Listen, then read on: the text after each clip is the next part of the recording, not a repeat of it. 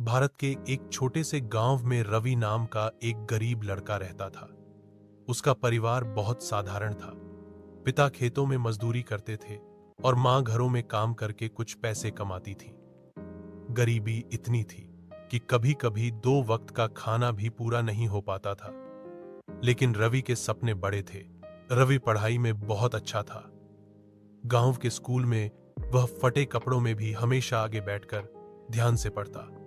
उसकी आंखों में हमेशा सीखने और कुछ करने की चमक रहती।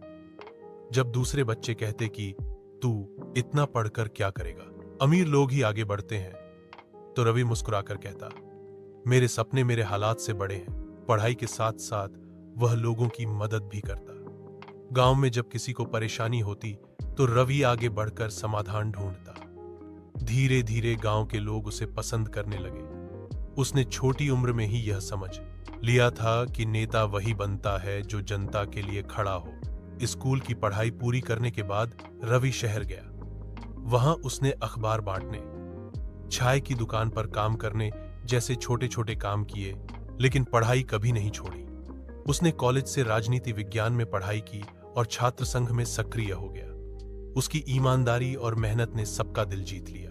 समय बीता और रवि राजनीति में आगे बढ़ने लगा। बड़े बड़े मंचों पर उसकी आवाज गूंजने लगी। लोग कहते थे, ये लड़का अलग है, ये सच में देश के लिए काम करेगा। रवि ने कभी पैसे या ताकत के लिए राजनीति नहीं की। उसका मकसद हमेशा गरीबों, किसानों और युवाओं की आवाज उठाना था। आखिरकार जनता ने उसे इतना प्यार और समर्थन दिया कि रवि देश का प्रधानमंत्री बन गया। प्रधानमंत्री की कुर्सी पर बैठकर भी उसने अपने गांव और अपनी गरीबी को कभी नहीं भुलाया।